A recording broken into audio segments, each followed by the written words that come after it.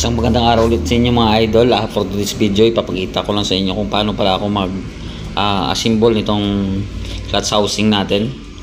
Kung makita niyo sa video mga idol, nalinis ko na to yung clutch housing natin. Nilagay ko na muna yung rubber, yung parang stopper ng lining niya mga idol. Tapos yan, unti-unti ko na siyang kinakabit yung lining niya. So kung bago ka pala sa channel ko mga idol, please subscribe mga idol. Tsaka kung alam nyo na rin yung video na to, pwede nyo na rin i-skip yung video na to mga idol. Ito para lang sa mga baguhan, lalo na yung hindi pa masyadong alam kung paano mag-assemble ito mga idol.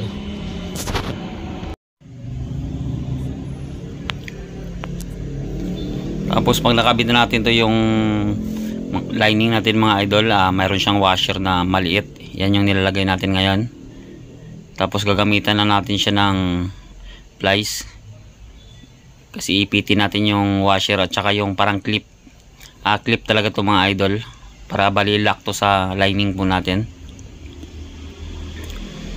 Tatlo po yan mga idol. Yan. Gagamitan nyo lang ng plies mga idol.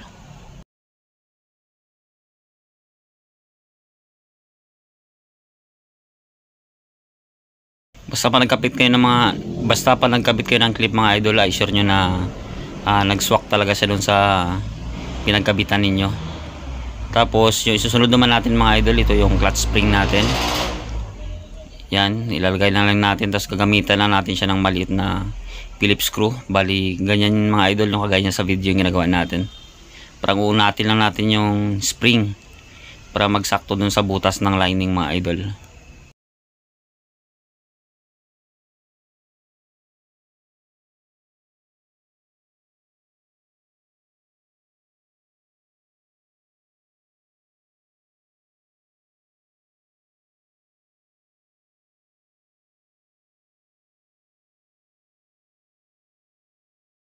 Basta siguraduhin nyo lang mga idol na pag nakabit nyo yung spring, yung sigurado talaga na hindi alanganin yung pagkabit nya. Tapos ito naman mga idol, nilinis ko na to yung pulley. Tapos ito yung ply ball natin mga idol, yan kinakabit lang natin.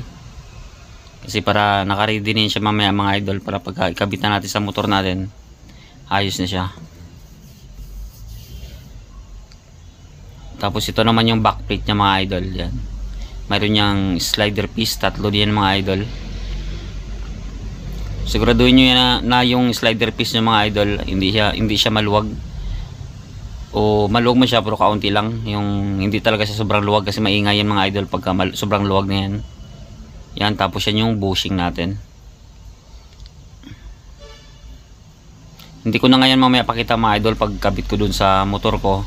Pinakita ko lang siya kung paano natin i-assemble para kung gusto niyo mag DIY ng panggilid ninyo mga idol, kahit kayo lang, kaya nyo nang ikabit para makatipid kayo ng gastos mga idol, lalo na kung kayo lang naman gagawa ng motor ninyo. Tapos ito mga idol, isusunod na natin yung torque drive natin. Yan, male and female yan mga idol. Lalagyan lang muna natin ng grasa ito sa loob yan. Kasi may bearing yan sa loob mga idol. Kaya lalagyan natin siya ng grasa kasi nilinis natin. Tapos na tanggal yung ibang grasa. Kaya lalagyan natin siya ulit.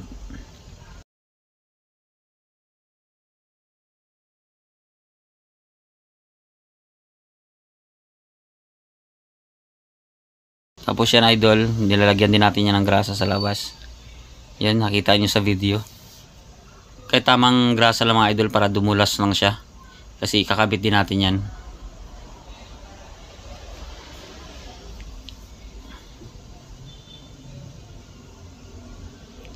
Tapos ipasok natin siya mga idol dyan. Yan yung nakita nyo sa video natin. Yun. Tapos dyan sa gilid mga idol, yan yung butas. May butas na dyan para ilagay yung pin. Yan yung pin ng torque drive natin. Lagyan muna natin ng grasa para pagkalagay natin ng pin, hindi siya matatanggal mga idol. Yan. Lagay lang natin siya, i-shoot natin siya dun sa butas mga idol. Ganun din dyan sa kabila, lagyan po natin yan.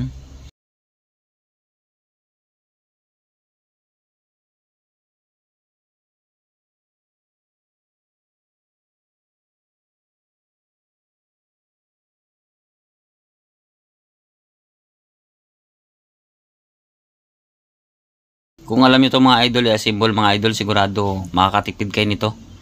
Kasi kayo na lang yung gagawa ng motor ninyo. Tapos mas maganda din kung may mga sarili kayong gamit mga idol, para madali lang magbaklas. Yan yung pin na pangatlo, nilagay ulit natin. Pagkatapos yan mga idol, yung ikakabit natin sunod yung cover dyan. Lagyan lang muna natin ng grasa yan. Tapos ilalagay natin yung cover.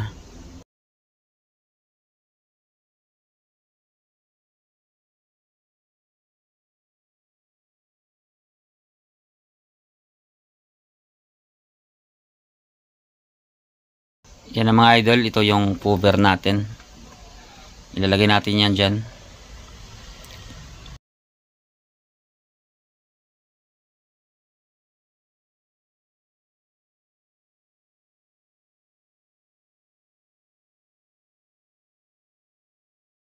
Mas maganda gawin mga idol pagka nalinisan nyo na yung panggilid nyo. Tapos padaanan ko lang siya ng flat screw, pukpukin ko lang ng kaunti para lumapat lang yung dulo ng lock natin mga idol. Yan.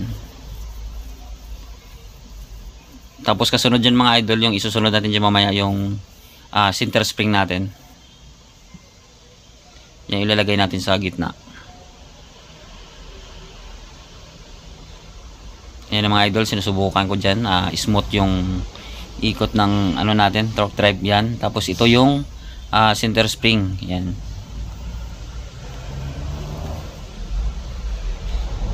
Tapos mayroon yan sa taas, parang stopper nya rin, ganyan. Tapos yung susunod natin mga idol, yung inassemble natin kanina na clutch housing natin. Yan. Yung kinabit natin kanina yung lining nya. Tapos yung gagawin nyo lang dyan mga idol, pagka naglagay kayo nyan, dapat itulak nyo siya pa baba. Tapos apakan ng paa nyo kung wala kayong kasama na magkabit po nyan. Kagaya dyan sa ginawa ko mga idol, yan inapakan ko lang ng paa para umusod. Tapos ilagay ko na yung nut nya.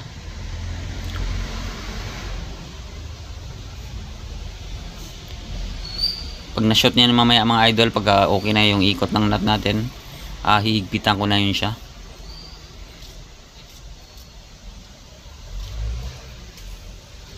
Kaso yung gamit ko lang dyan, mano-mano lang. Kasi wala pa akong bala ng impact wrench na kakasya dyan. Kaya ang gamit ko dyan mga idol pang higpit, mano-mano lang yan siya. Mas maganda yan mga idol kung may impact wrench kayo. Tapos isalpak nyo na lang dyan. Mas maganda kung may cordless kayo na impact wrench. Yan. Kaya ginawa ko lang yung mga idol, nigpit ko siya ng mano-mano. Basta siguraduhin nyo lang mga idol na maigpit yung pagkakabit nyo. Ginagawa ko dyan mga idol, ganyan lang. Pagka medyo maigpit na siya, ganyan lang, hawakan ko siya. Tapos ipupok-pok ko siya dito sa makapal na guma mga idol yan, para hindi masira yung sahig. Basta maigpitan lang siya.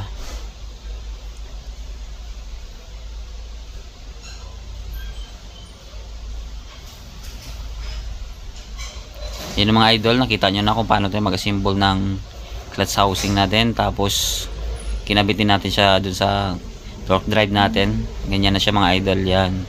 Tapos yung grasa kanina, dyan natin nilagay sa gitna para magkaroon siya ng grasa. Tapos ito naman yung pulley, kakabit ko na ito sa motor ko, pero hindi natin pakita sa video kasi may mga video naman ako dyan mga idol, kung paano magkabit ng mga yan. Tapos ito yung bell nya, yan. Dyan siya nakalagay mga idol, ganun. So hanggang dito na video natin mga idol. Maraming salamat sa nanonood.